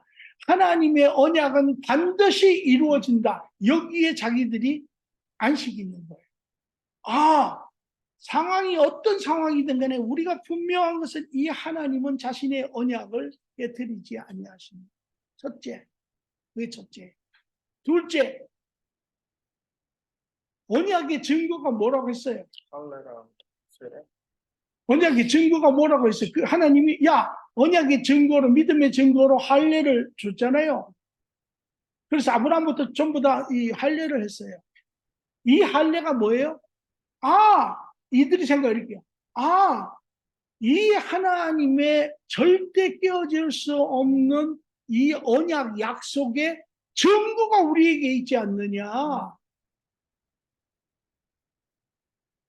그러니까 증거를 이미 받았으니까 이 하나님의 언약은 이미 우리에게 이루어졌다. 상황이 어쨌든 형편이 어쨌든 성전이 무너졌든 그래도 하나님은 우리를 버리지 아니하신다. 그리고 회당이라는 것을 만들게 돼요. 그 예수님 시대 때 보면 이제 회당이 나와요. 그게 뭐냐면 지금으로 이야기하면 로컬 처치예요. 로컬 처치. 천주교로 이야기하면 이렇게 해요. 예루살렘의 성전은 바티칸이, 그리고 회당은 모든 나라에 있는 천주교 교회 같은. 그래서 한 번씩 가잖아요. 이렇게. 그와 마찬가지로 그들이 거기서 그러면 우리가 이 바벨론에서 회당을 짓고 그들이 주일마다 이렇게 토요일마다 모여서 예배를 드립니다. 이때 이들이 자 여기서 보세요. 뭐라고요? 언약은 하나님의 언약은 절대 절대 깨어지지 않는다. 맞죠? 그건 맞죠. 하나님 그래 맞아요. 언제 뭐 언젠가는 근데 이제 이미 그들은 증거인 할례를 가졌기 때문에 그 언약이 이루어졌다고 믿는 거예요. 근데 우리가 아까 그래서 내가 여러분들에게 미완성 관계라고 이야기를 하는 것이 그래서 중요한 것이 관계는 이루어졌지만 현재는 미완성적인 관계고 그것은 무슨 소리냐면 미래에 미완성적인 관계가 완성적인 관계로 이루어진다는 것이 하나님의 계획인 거예요. 그렇죠? 그리고 그럼에도 불구하고 미완성적인 관계이지만 그 관계에 대한 육적인 미완성적인 증거를 주셨으니 그게 할례예요. 그리고 나중에 예수님을 통하여 그 관계가 완성이 되시니 거기에 완성된 관계가 이루어졌는데 그게 바로 성령의 임치심이에요. 그렇죠? 예. 그런데 이스라엘 백성들은 이 관계를 자기네들의 상황과 형편에 따라서 자기들의 호의적인 관점에서 그것을 해석을 하는데 하나님의 언약은 이미 주어졌다. 이거는 불변의 언약이다. 이거는 우리에게 절대 떠나지 않는다. 하나님은 우리를 버리시지 아니한다. 예, 그 첫째.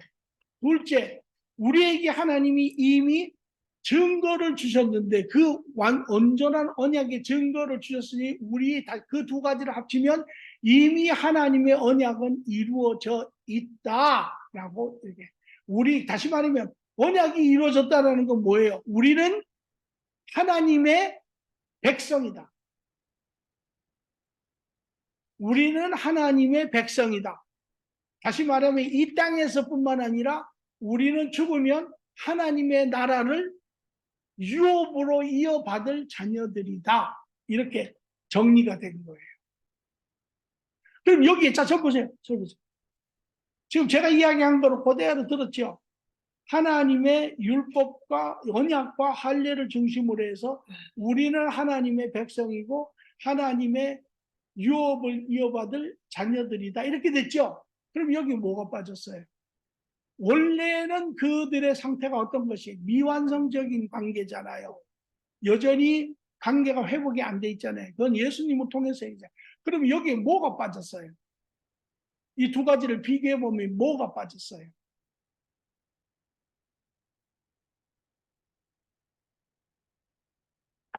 그러면 다시 한번.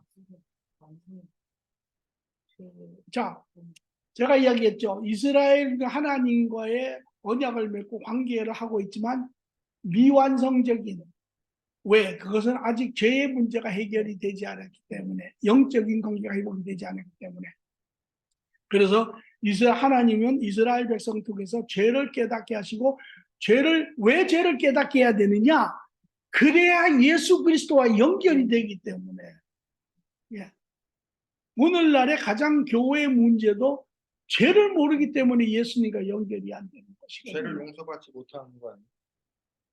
어? 그 차이가 아까 말씀하신 게 뭐가 아니, 차이가 잠깐만 기다려. 그렇게 됐잖아요. 그게 실제의 모습인데, 이스라엘은 이제까지 관계를 통해서 그 지금 현재 시점에서 자기들이 설명한 것은 하나님과 자기들과의 관계는 언약과 할례를 통하여 봤을 때 완전한 관계가 이루어졌다고 믿는 거잖아요. 네. 그래서 자기네들은 이미 지금 하나님의 백성일 뿐만 아니라 죽은 후에도 그들은 하나님 나라를 유업으로 받는 자녀들이다. 이렇게 지금 믿고 있잖아요. 네. 그러면 이 두 가지의 실지와 그들이 믿는 거의 차이가 뭐예요? 뭐가 빠져 있어요? 죄를 용서받지 못하는 그렇죠. 죄의 문제가 싹 빠져버린 거예요. 죄의 문제가. 용서받지 못했네요. 아니, 잘 들으세요. 죄의 문제가 싹 빠져버린 거예요. 그렇죠. 이것이 예수님을 죽인 이유예요. 왜 그 사람들이, 물론 그가 와서 그 이스라엘 백성들을 책망을 하세요. 그들의 민낯이 드러나니까 엄청나게 불편하기도 하죠. 또 그들에게 내가 하나님이다 라고 이야기도 하셨어요. 그러니까 그게 인간의 그 틀 안에서 그 받아들이기 힘든 것도 사실이에요. 그러나 더 근본적이고 원천적인 이유는 바로 그들은 이미 그들의 신학적인 재해석에 잘 오류 때문에 그들은 이미 그들이 선택받아요. 죄를 언약이 이루어졌고 언약과 할례로 인해서 그들은 용서받았다고. 하나님의 이미 백성이 되었고 앞으로도 천국에 갈 기업을 받을 사람들이고 하니까 죄의 문제가 싹 빠져버린 거예요. 죄의 문제가. 그러니까 예수님이 오셨을 때 첫 번째 이유는 뭐예요? 죄를 이야기인데 죄 이야기가 연결이 안 되는 거예요.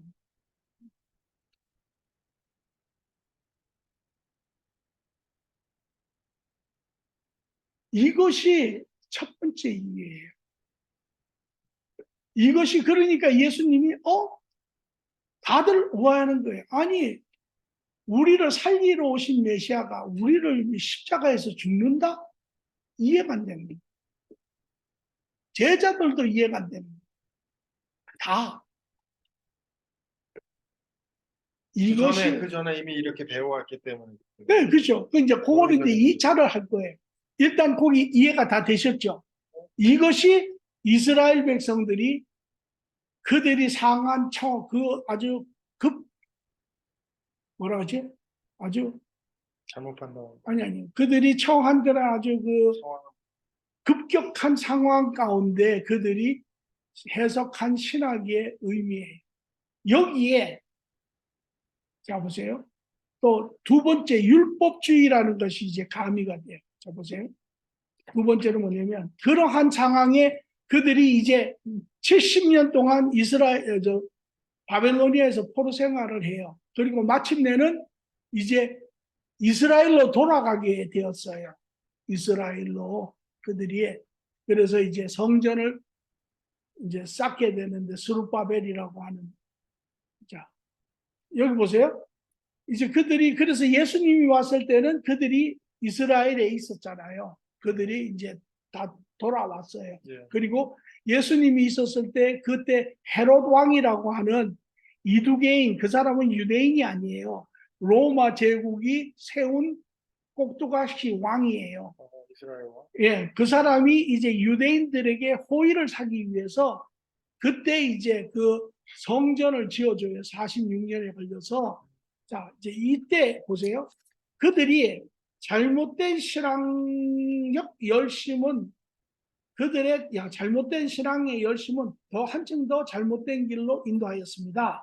그들이 70년 포로 생활은 하나님과 그의 말씀을 불순종한 결과라고 생각했습니다. 물론 불순종한 결과이기는 해요. 물론 불순종의 결과이나 여기에 보다 큰 원인은 하나님에 대한 진실한 마음의 결여입니다. 자, 법은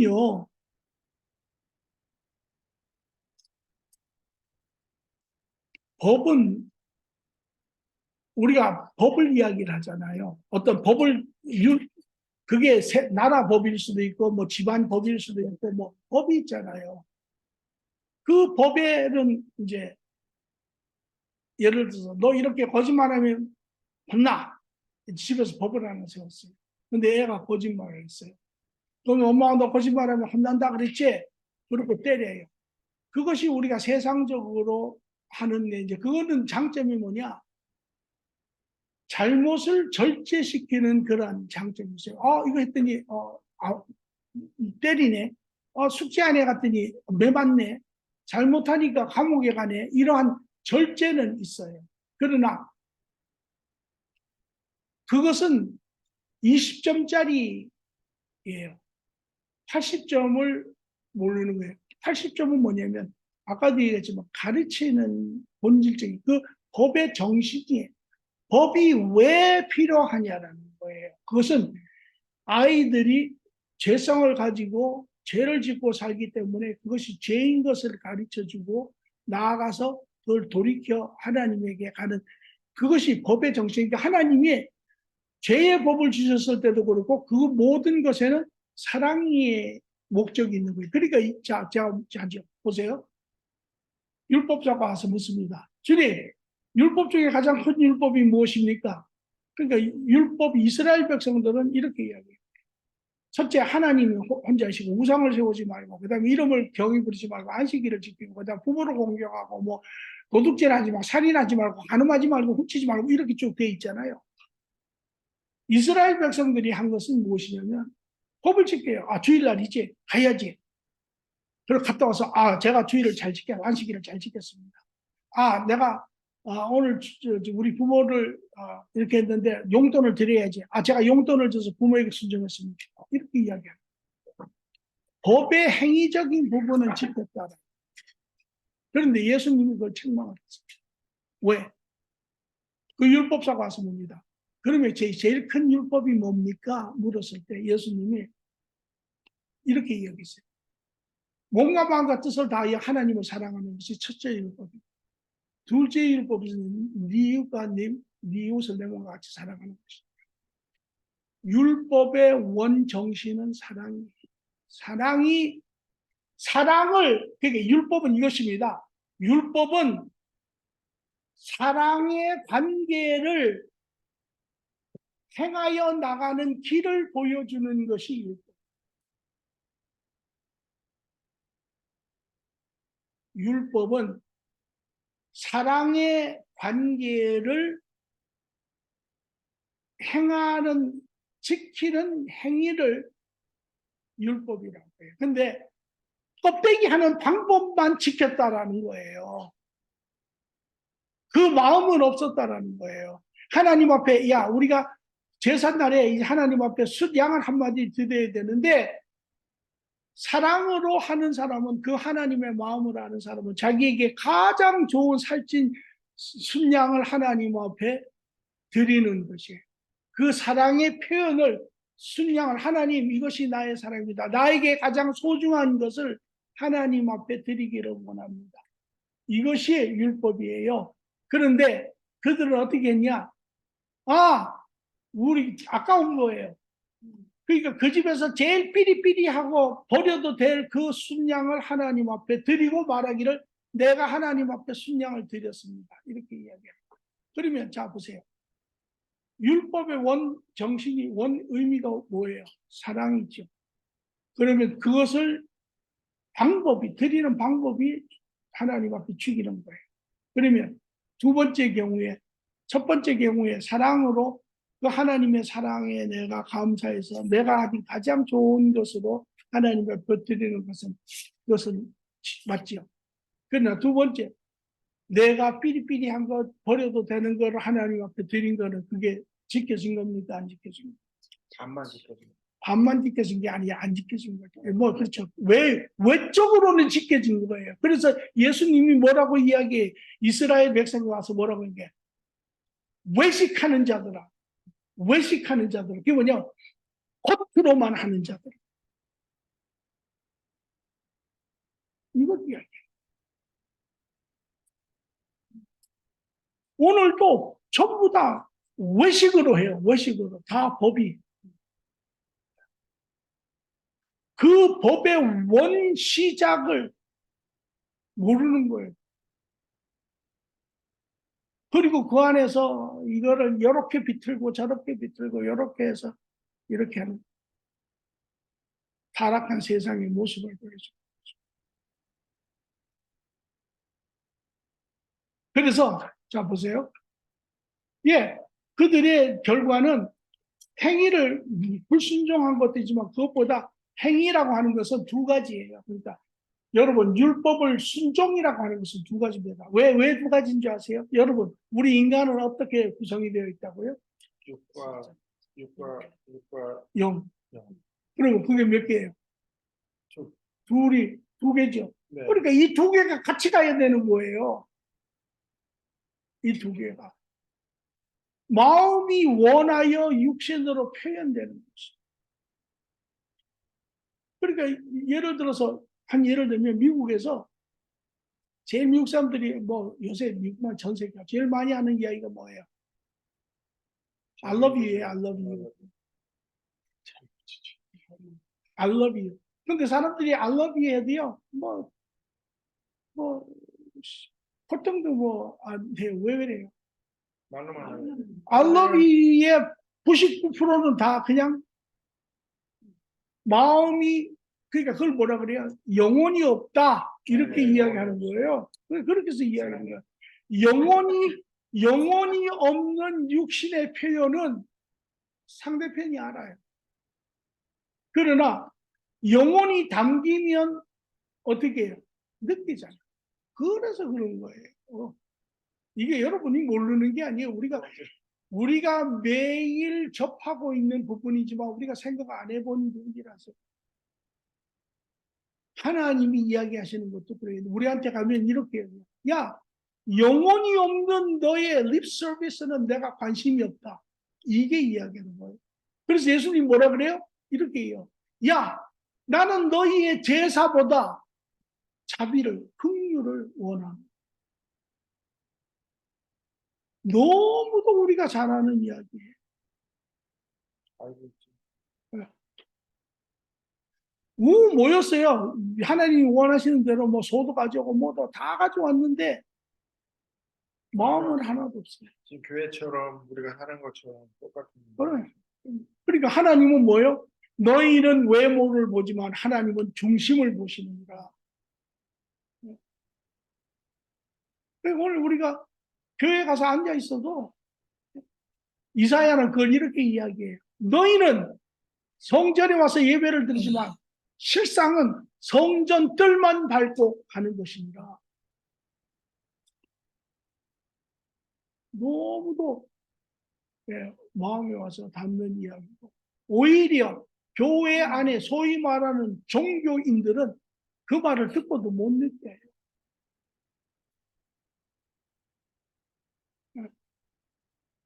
여러분 모든 것이 그렇잖아요. 사람 부부관계도 그렇고 대인관계도 그렇고 모든 것에 왜 우리는 영혼 없는 말만 행동을 합니까? 그 이유가 있어요. 신앙이 없고. 예, 그것도 맞지만 그것도 본질적인 거지만 우리의 겉사람과 속사람이 이렇게 지금 나눠져 있기 때문에 우리 죄성으로 우리는 예, 지금 되어 있기 때문에 예. 그러니까 우리는 겉사람이 옛날에는 옛날에 죄가 들어오기 전에 어땠어요? 분리되기 전에 어땠어요? 속사람과 겉사람이 완전한 조화 가운데 있잖아요. 그러니까 속사람의 마음이 육신으로 그대로 드러나잖아요. 예, 그걸 이야기하는 거예요. 그러나 지금은 영육이 분리가 돼서 지금은 서로 대적하는 가운데 속사람은 예, 이제 꼼짝도 못하는 거예요. 겉사람이 이렇게 하니까 속사람의 이야기를 하는 것 같은데 겉사람의 이야기를 하는 거예요. 그래서 고린도전서 이렇게 이야기해요. 이렇게 이야기해요. 어떤 사람에게는 그리스도의 흉내가 나는데 어떤 사람에게는 사망의 악취가 난다.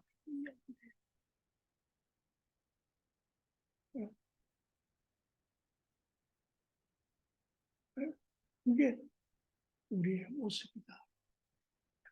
예, 그래서 자, 또 보겠습니다.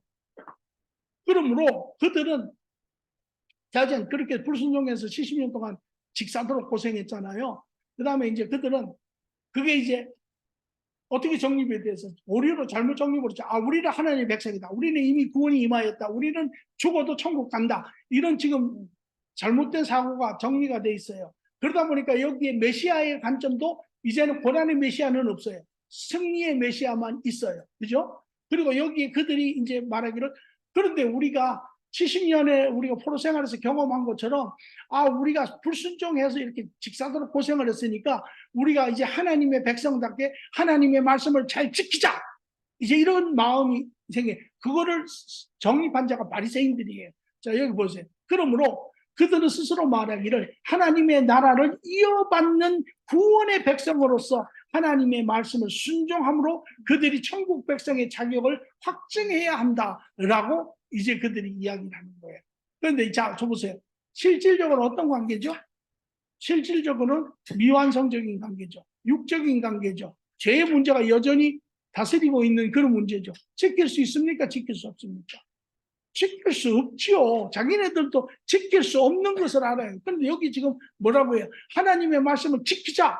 그런데 현실적으로는 지킬 수 있어요? 지킬 수 없어요? 지키지 못하잖아요. 그러니까 어떻게 해요?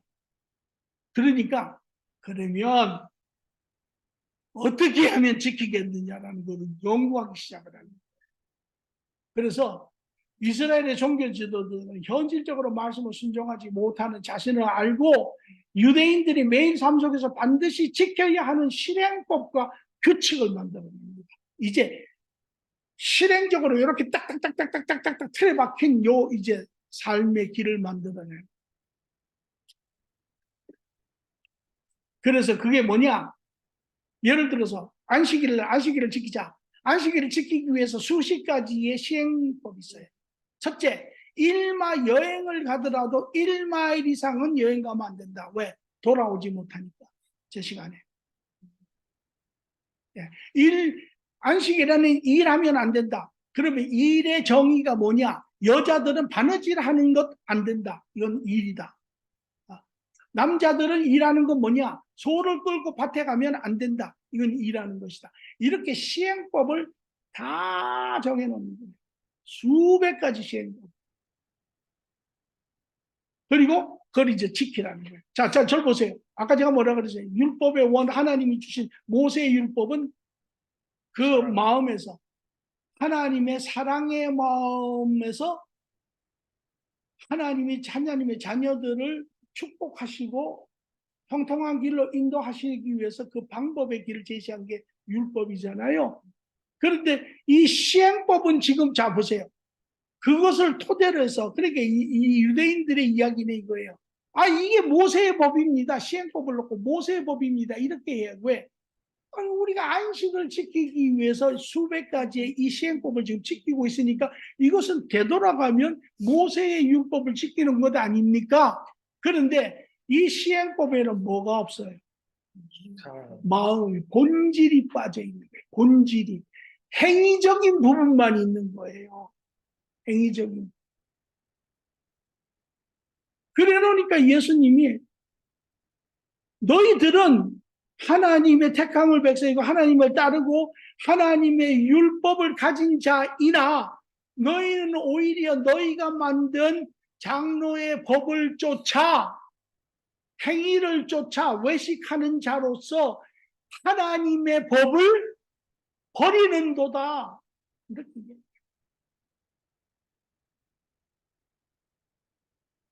이 부분을 모르면 이 참 무슨 소리인지 읽어도 무슨 소리인지 모르겠네. 유대인들은 모세율법을 가지고 모세율법을 쫓아가는데 아니 왜 예수님은 와가지고 이 사람들을 계속 이렇게 모세율법을 가지고 아니라고 이렇게 이야기해서 이해가 안 돼. 그래서 여기 또 보면 인간이 만든 실행율법은 온전히 지키도록 강요하면서 그들은 어떻게 해요? 마음으로는 점점 하나님을 멀어져 간 것입니다. 그리고 마침내 그들은 종교인 유대교를 만들게 됐습니다. 그래서 지금은 유대인들은 유대교라고 이야기를 해요. 주데이즘이라고 유대교. 유대교는 성경이 더 이상 성전이 아닙니다. 뭐가 성전입니까? 토라.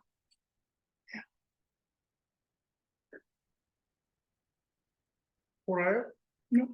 토라가 성전이라고요? 네. 유대교 네. 지나가요? 교회가 아니라 토라라는. 네. 자, 그래서 결과적으로 어떻습니까? 자, 보세요. 결과적으로 잘못된 신앙관, 여러분이 그림을 그려보세요. 여기 유대인이 있는데, 이제 이런 상황을, 배경적인 상황을 통해서 그들은 잘못된 신학으로 채워져 있고, 그들은 잘못된 그러한 삶의 방향이 정해져 있어요. 그러니까 여기에 잘못된 신앙과 율법주의의 결과로 이스라엘과 종교 지도자들은 약속의 메시아 예수를 어떻게 해요? 거부하죠. 고난의 메시아가 그들은 필요합니까? 안 필요합니까? 필요 없죠. 그러니까 예수님이 유대 종교에서도 물어봐요. 야, 당신이 우리가 기다리던 그이시니까 당신이 메시아입니까? 대제사장도 물어봐요. 네. 그러나 그들이 예수 그리스도를 받을 수 없었던 것은 이러한 종교적인. 그러니까 여러분이 이 하나님의 말씀을 바로 아는 것이 너무너무 중요해요. 오늘 기독교를 지금 보세요. 기독교의 가장 중심인 하나님이신 예수님을 가장 철저하게 거부한 자들이 누굽니까? 이단 대제사장. 아니에요. 하나님 믿는 사람들이에요. 하나님 믿는 사람들이에요. 오늘 하나님을 교회를 대적하는 사람이 누군 줄 알아요? 하나님 믿는 사람들이 밖에 사람들이 아니에요. 왜 대적하느냐? 잘못된 신앙관을 가지고. 그렇기 때문에 바른 신앙관을 가지는 것이 얼마나 중요한지. 오히려 여러분들 같은 상황이 더 나아요. 왜? 여러분, 새로 건축하는 게 쉽습니까? 재건축하는 것이 쉽습니까?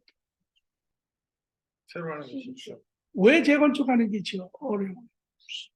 그렇죠. 그런데 부시는데 그 부셔지는 게 잘 안 부셔져요. 그래서 예수님도 뭐라고 이야기하세요? 여러분, 우리 삶의 이야기는 이 안에 다 있어요. 예수님이 이렇게 얘기해요. 야, 새 천 쪼가리를 옛 옷에다가 붙이지 않느니라. 왜? 붙이면 새 천이 예천을 당겨가지고 예천이 다 찢어진다. 잘못된 것에 새 것이 들어가면 그 안에서 싸움입니다.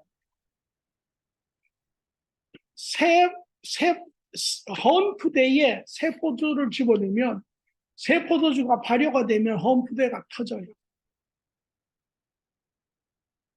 그러므로 새 술은, 새 교훈은, 새 바른 것은 바른 새 푸대에다 집어넣어야 하느니라. 이것이 제가 교회를 개척할 때 하나님 주신 생각이에요. 그러니까 여러분은 아예 없는 것이 좋아요. 그것은 백지와 같아요.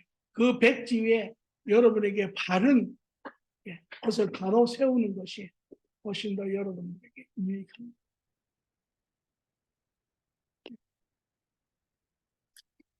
자, 그래서 잘못된 신앙과 율법주의의 결과로 이스라엘과 종교 지도자도 약속 메시아를 거부하고 배척하여 죽임으로 이스라엘은 하나님의 계획에서 제외되고 패망의 길을 걸어가게 되었습니다. 여러분 다 이해되시죠? 네. 예. 자, 이제 요거는 건너뛰겠습니다. 여기에 이스라엘의 언약에 대해서 잠시 하겠습니다. 그러면서 이스라엘은, 그러면 자, 묻겠습니다.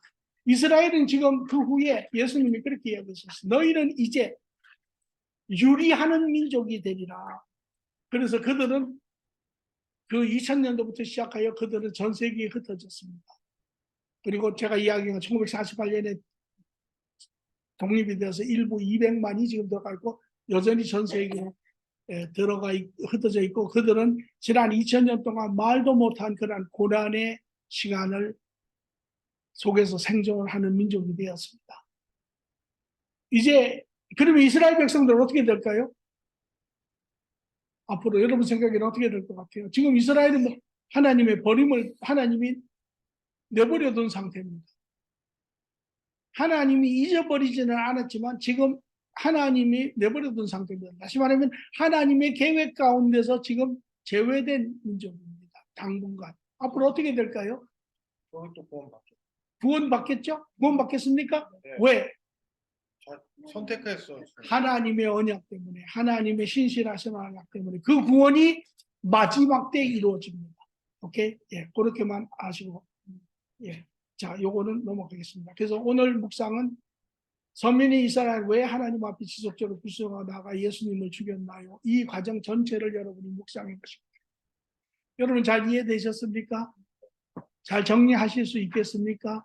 예, 저는 이야기를 설명을 하기 위해서 장황하게 이야기를 했지만 여러분들은 그 점만 딱 뽑아서 이야기하시면 하나님이 왜 이스라엘을 택하셨고 이스라엘을 택하실 때 어떤 의도로 택하셨고 그것은 그 관계는 미완성적인 관계고 그것을 통하여 하나님이 뭘 이루시기를 원하셨냐면 죄의 부분이 드러나게 하시는 것이 주 목적이고 그래서 예수님과 연결이 되게 하였는데 그러나 이스라엘이 그래서 그것을 하기 위해서 하나님이 율법과 제사법을 주셔서 균형을 잡혀가게 하셨지만 이스라엘은 이러한 자기네들의 그런 상황을 자기들에게 만든 그런 해석을 하다 보니까 그런 잘못된 그런 신학관과 그들의 신학관이 또 발전이 되어서 잘못된 율법을 만들어서 결국은 하나님으로부터 떨어지는 유대교가 되었다. 그러나 하나님을 믿습니까? 네. 여전히 믿습니다. 여전히 믿습니다. 그래서 보면은 레바이라고 이야기해서 여전히 시커먼 모자 네. 쓰고 시커먼 옷 쓰고 여기다 털기. 일 안 하고. 예. 계속 공부하고. 예, 맞습니다. 그래서 여러분이 지금 본 것은 지금 창세기 12장에서부터 시작해서 말라기까지의 모든 심지어는 사복음서도 많이 우리가 커버를 해서 여러분을 보았습니다. 아까도 얘기했지만 이것을 여러분이 완전히 이해를 하시려면 이 부분을 뒤에 가려져 있는 하나님의 마음의 부분에서 여러분들 이렇게 다 보여드렸기 때문에 이제 그것이 표현된 역사적인 이 사건들을 여러분이 성경 안에서 읽으셔서 그것을 이렇게 다시 이렇게 뭉치셔야 됩니다. 제가 그거를 다 일일이 하나하나 다 해가지고 할 수는 없으니까 그거는 여러분의 몫입니다. 자,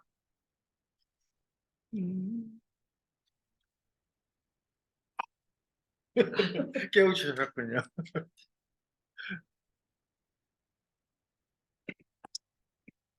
잠깐만요. 다음 주 9시에 모일 수 있죠? 네. 네, 그러면요. 하나, 두 개잖아요. 하나,